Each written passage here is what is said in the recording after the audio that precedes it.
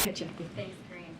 Today the president seemed to be countering some of this GOP messaging on the economy, and he told people that Republicans like to call Democrats big spenders and people should look at the facts.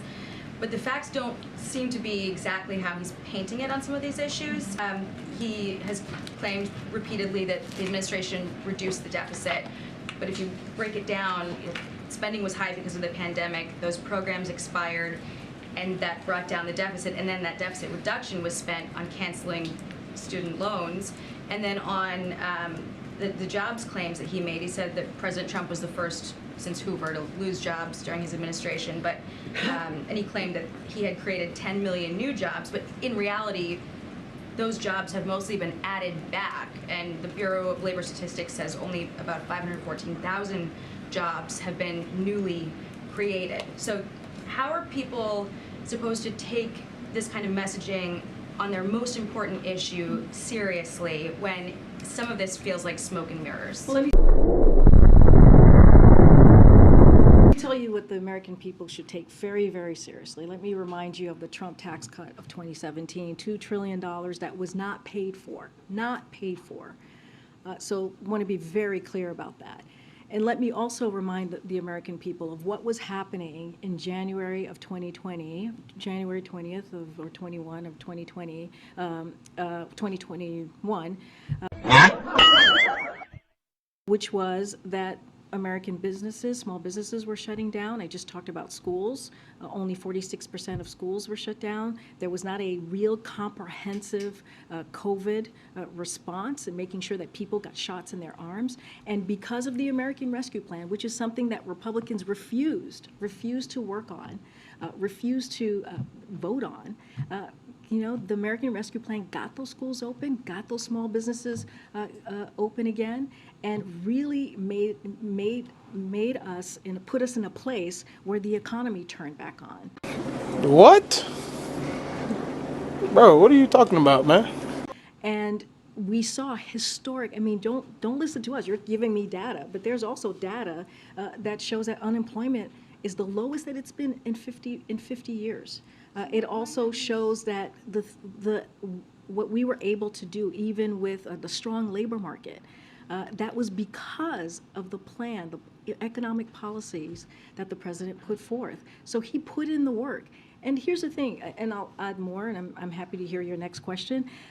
Congressional Republicans have been very, very clear on what they want to do. And this is the choice that the president talks about that Americans have to decide on, they have to make. They have said that the first thing that they're going to repeal is the Inflation Reduction Act, which actually lowers costs for American people. They have said that if they are not able to put Medicare and Social Security on the chopping blocks, right, they're going to essentially hold us hostage. If that doesn't happen, they're going to shut down the government. That does not that does not help inflation, that makes it worse.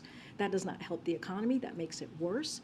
And so that is the stark difference here of what we are talking about what congressional Democrats and this president want to do. So why doesn't he lean more on some of that language than continuing to repeat this "we reduce the deficit" thing that feels like sort of irrelevant? No, the reduce the deficit is real. $1.4 trillion, that's what he talked about just last week, and that is historic as well. In 1 year, that's what the president has been able to do. Those are real numbers that matter as we talk about inflation, as we talk about the economy.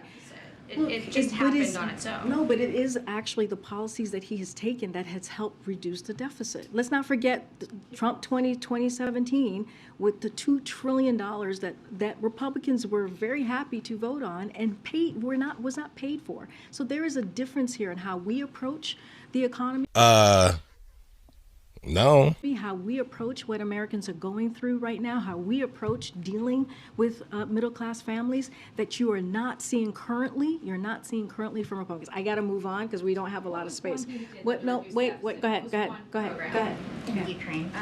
So as the president talked about his economic policies on Friday and today in the context of the midterms, he said he thought there would be a shift for the Democrats. Can you provide any clarity about what he meant by shift? Shift from what to what? Alrighty then. So I want to also be very careful here in talking about elections or politics. Look, you know, there's going to be many polls in the short term that we have left in these next couple of weeks. I'm not going to get ahead of them. And as we know, polls go up, polls go down. It's a roller coaster. Oh, really? And so I don't want to get ahead of that. I'll just let his words stand because, again, he was talking about the midterm, so I don't want to dive too much into it. But again, you know, there's going to be a lot of movement in the next couple of weeks, and I think that's what he was speaking to. Okay, I have a question about the war as well. Secretary Blinken has already said that the U.S. believes that Russia's claims that Ukraine is preparing to use a dirty bomb are false claims.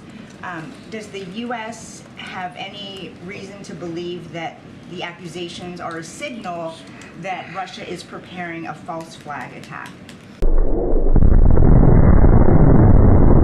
So let me just get on the record on a couple of things, basically just kind of reiterating what the Secretary said. We reject Russia's transparently false allegation that Ukraine is preparing to use a dirty bomb on its own territory.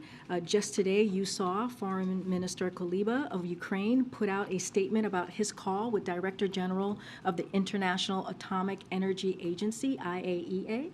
Foreign Minister officially invited the IAEA to send experts to study the peaceful facilities in Ukraine. Oh my God. Countering Russia's false claims. The IAEA has agreed to do so. We welcome this commitment to transparency and the assurance it will provide the international community. The world will see through any Russian attempt to use this allegation as pretext or for escalation. So obviously, to your question, Weijia, and welcome back. I'm so sorry. I should have said welcome back. Welcome back, and congratulations to you and your growing family. Obviously, we are concerned about the false allegation being used as a pretext for further escalation, and we've made clear we reject these allegations, and so we have not seen any reason to adjust our own, for example, nuclear posture, nor do we have indication that Russia is preparing to use nuclear weapons, but obviously we are going to condemn what we're hearing and call it out. Oh my God. I'm out of here.